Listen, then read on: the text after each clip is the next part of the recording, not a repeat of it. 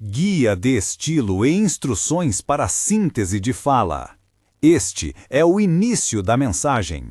Comece com energia total e um tom de comando, capturando a atenção imediatamente.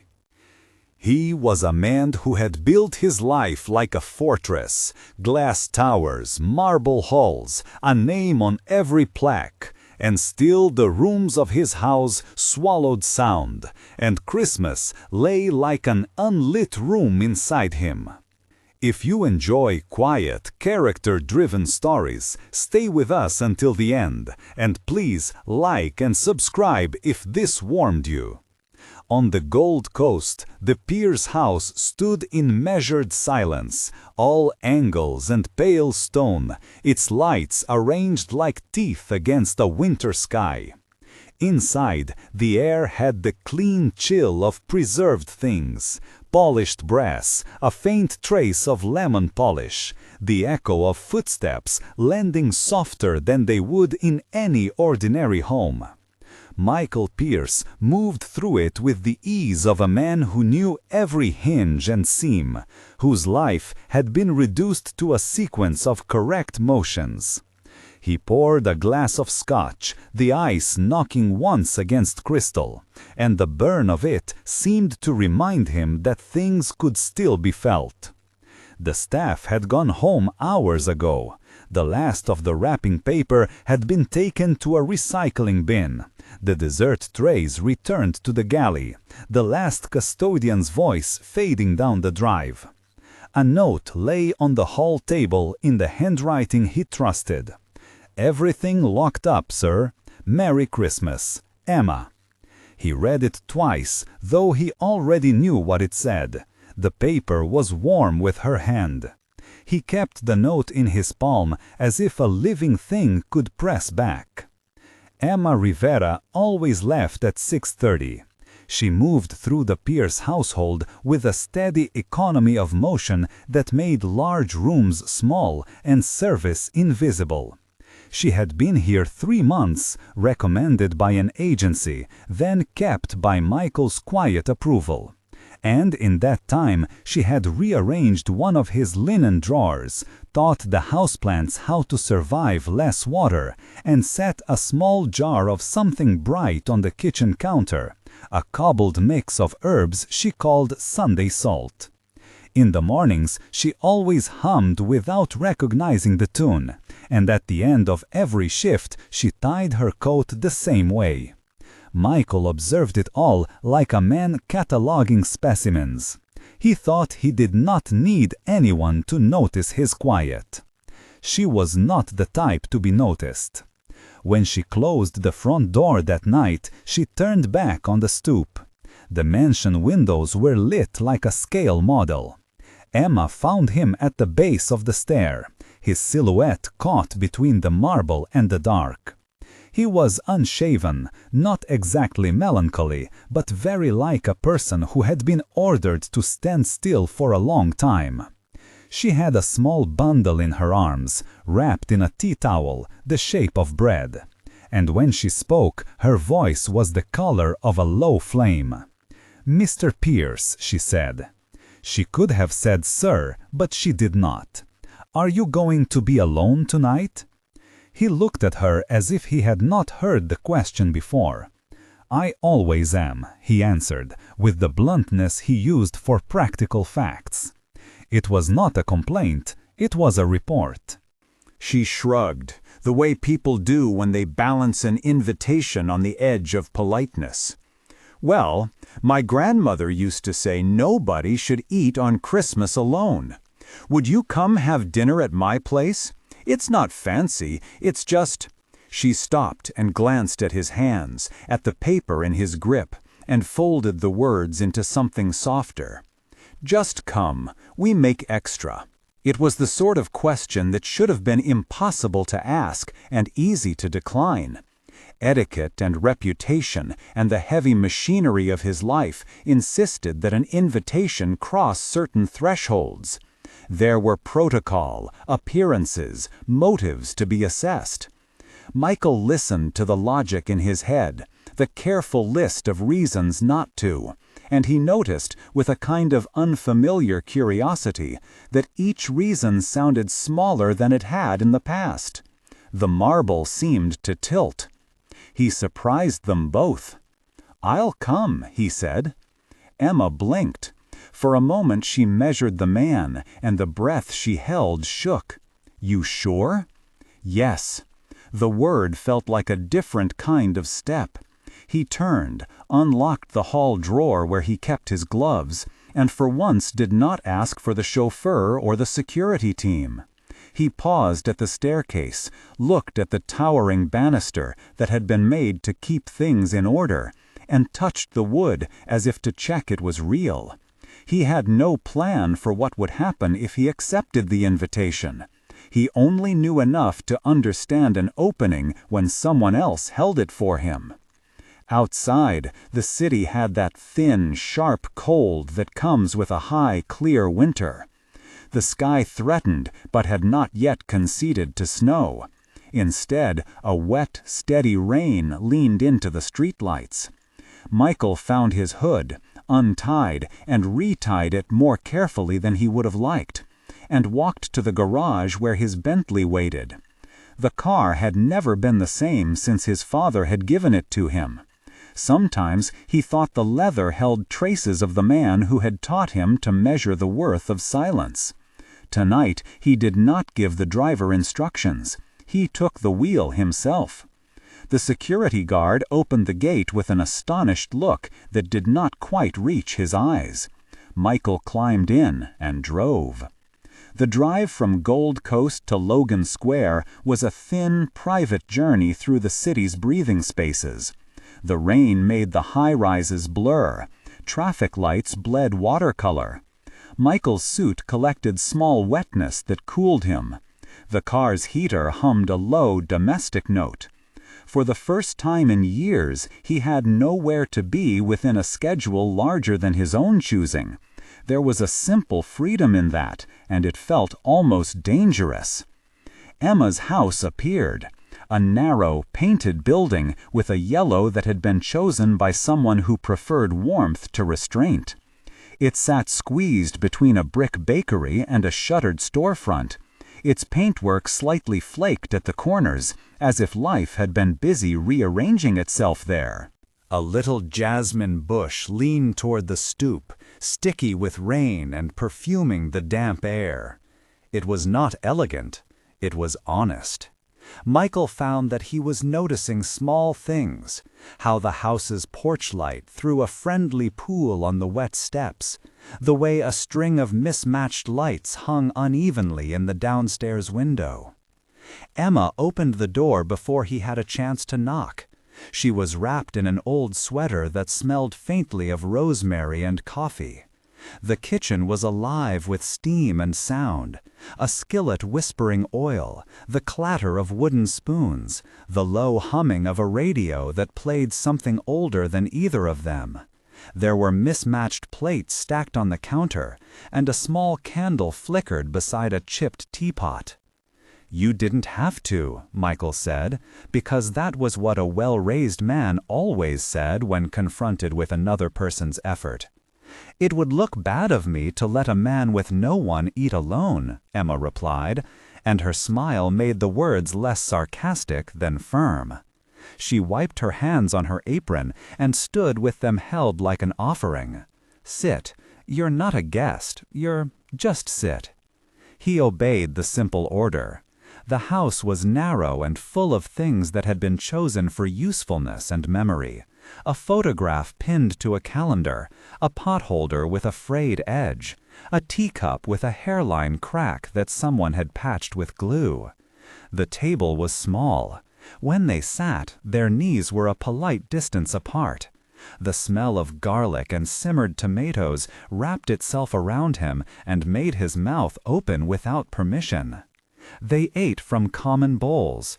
Emma ladled out stew with practiced generosity, and he found that he liked the way her hands moved, efficient, precise, warm. She told him the story of the grandmother's recipe as if reciting sacred text, small gestures, handed down, altered by scarcity, but never by shame. When she spoke of New Mexico and the desert where the grandmother had grown herbs, she shaped the words into pictures. Michael listened and let the images settle. "Why did you invite me?" he asked, not accusingly. Curiosity had the softer edges of someone who had been taught to expect nothing. Emma met his gaze, and for the first time in a long while he could see himself. No filters, no assessments, reflected in another's eyes. "Because you stayed late, and because you look like you could use a plate that isn't chilled," she said. "And because when I was a girl, my grandmother said people should take one another in when the weather is bad." The mention of weather, of kin, of being taken in, pressed at his chest in a way that felt like the beginning of thawing. He found himself telling her a thing or two without planning it, that his parents had died when he was young, that the house had been filled with other people's voices for a time and then progressively fewer, that the tall rooms had been easier to manage than people. He did not explain his wealth as if it were an armor. He only named facts. There was no boast in him when he said it, only a curious, half-apologetic transparency. Emma nodded. She did not pity him. She treated his confessions as a recipe that required no embellishment. "We all have rooms that echo," she said. "Some of us put pillows in them. Some people never do." After dinner, they sat with a single candle near the window while the rain slowed to a hush. Michael noticed things he had never considered the value of before. The softness of the chair's fabric against his palm, the way the candle's light made wrinkles of the tablecloth, the small domestic smell that meant living. Emma told him about her grandmother's funeral, concise, respectful. The woman had died in spring 2 years earlier and left memories rather than regrets. Michael spoke sparsely of his own orphanhood, a house manager who had kept him supplied with manner, and a corporate world that taught him the languages of power. Neither of them lingered on the dead. Both honored them with the brevity of memory that refused sensationalism. Near midnight, as the city exhaled its last trains and the streetlights blinked to a steady domestic glow, Emma produced a thin blanket from beneath the sofa. "You can sleep on the couch," she offered. "I'll take the floor. It's fine." "No," Michael said, because the idea of being hosted in someone's home in that way made something tighten in him. For a man accustomed to commanding rooms, asking to use another space felt dangerous in a new way. "You stay. I'll—" "Mr. Pierce," Emma said, and there was an instruction in her tone, though not the kind that belonged to a boss. "You are my guest. I'm not going to sleep on the floor." He looked at her, and she met him without flinching. Her eyes were steady and clear, extra small lights in a dim room. He realized that his usual rules did not apply here. The house did not allow them. There were no housekeeper's manuals instructing him on how to behave. There was only the honest, unadorned offer of presence. He slept in the small bedroom behind the kitchen, a spare room with a thrifted quilt, and a small window that caught the first pale thaw of dawn. It was not the kind of room that could swallow his guard. It only required that he be a person in one place for a while. When he woke, the house smelled of coffee and citrus, the jasmine outside the window had dried droplets on its leaves, and somewhere upstairs a radio played something with a rhythm he did not know and yet liked. They shared a morning of ordinary tasks. He washed a mug with attention he usually reserved for contracts. She made coffee and taught him how to fold towels in a practical way. They walked together to the corner bakery, where the baker greeted them like old friends, not with the polish of the Gold Coast, but with the practiced, immediate warmth of neighborhood life. Michael felt his posture change in the presence of people who did not defer or measure him in ledger terms. They treated him as someone simply taking a morning walk. A child at a nearby table called out a greeting and accepted his wave without pause. Small things accumulated. A walk in Lincoln Park later that day felt like testing weight. The paths were wet, the benches slick with the residue of last night's rain. The lake pushed against the shore with a soft, patient sound. Michael walked beside Emma and noticed his own breathing aligning to the rhythm of someone who could let the body find a different tempo. They spoke in low, easy sentences. Emma collected a bit of trash from the path without fanfare and handed it to a nearby bin as if tidiness were a kind of respect for place. "Do you miss having anyone around?" she asked at one point, not an accusation, merely a measurement. He thought of the tall rooms, of the staff who left when the clock told them to, of the voice of someone who had early tutored him in expectations. "Yes," he said finally, "but it's been a long time since I knew how to ask for it."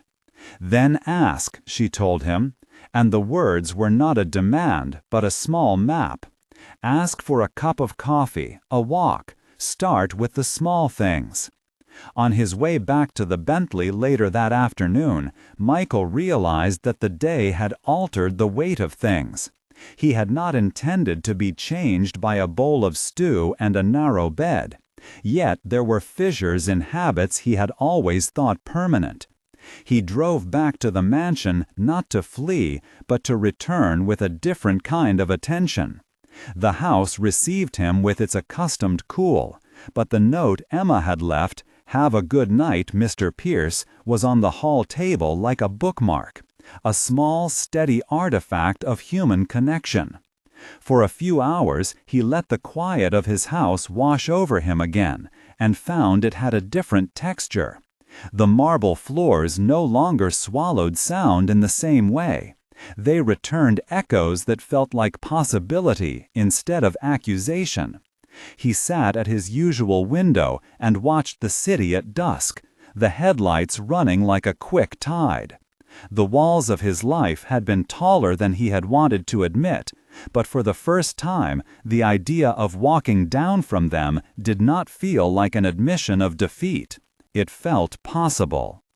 That evening, his email inbox glowed with the usual demands. His business partner, Mark Reynolds, would send memos about shareholder calls and a holiday gala that required presence and appearances. The life outside Emma's yellow door would not pause for the simple work of learning to be seen. But Michael found himself composing a different answer in his head, one that might include delegating and refusing and making small choices that aligned less with performance and more with a shifting sense of self. He did not know what the coming days would demand, only that some things had moved. He thought of walls and windows and the jasmine's insistence on leaning toward light, and he felt an unexpected tenderness for the fragile, ordinary things that build a home. A chipped teacup, a bowl of stew, someone who goes out of her way to put a plate in front of another human. On Christmas morning, he set down the whiskey glass and pulled the curtains back. Outside, the city wore its pale light like forgiveness. He picked up his phone, a thing he rarely used for anything that was not necessary, and composed a message to Emma. "Thank you." He hesitated before he pressed send, then hit the button as if releasing something heavier than the letters. He waited for her reply, like a man learning to wait for the next beat in a song rather than improvising around it. The message came back sprinkled with small words and a smile. "Come by tonight if you can. We make tamales on Sundays, but today we'll have something else. You're welcome any time." Michael read it twice and felt the concrete floor under his feet in a way that was not the floor of marble and invitation, but the plain, honest ground of human daily life. There would be tests, he knew. Gala invitations to navigate, rumor to be managed, the tacit social scripts that governed relationships between different worlds. He could foresee the stiff questions at company dinners, the glossy eyes of people who would appraise Emma before they bothered to listen. But as he stood at the window and watched the city breathe, he thought of a small yellow door, with a jasmine bush and a bowl that had been offered without calculation. The thought was enough to make him move. He closed his laptop and left the house, a decision lighter than a decree, heavier than whim. He drove south to Logan Square again, rain tracks beginning to make pictures on the windshield, and pressed the buzzer at Emma's door with a feeling he had not expected, anticipation that did not include plan. The door opened, and she smiled, and the light from inside fell across his face like a benediction. Inside, a modest tree leaned against the kitchen wall, uncluttered and beloved. 2 plates gleamed on the table amid steam. He set aside his jacket, the Bentley's leather smelling faintly of city cold, and crossed the threshold with the sensation of stepping into a different kind of home, one built not of stone, but of willingness to be in one another's presence. They ate. They spoke. They laughed softly. When he reached for the bread and it slipped from his fingers, she caught it without dramatics and handed it back with a small, conspiratory smile. He tasted the bread and was surprised by how much such a thing could signify. Night wrapped them in a domestic hush. The small house creaked in its own way. Michael, accustomed to the soft, bureaucratic order of his life, found himself delighting in things of no monetary value. The way the teacup fit into his palm, the way jasmine fragrances slipped through the window, the immediate, unvarnished comfort of being invited to belong. He slept there again that night. And when he woke, he discovered that the echo in his chest had softened into something like a room with a door. The door opened, and he stepped through. He did not know how far he would walk after that, only that a path had been made where there had not been one before.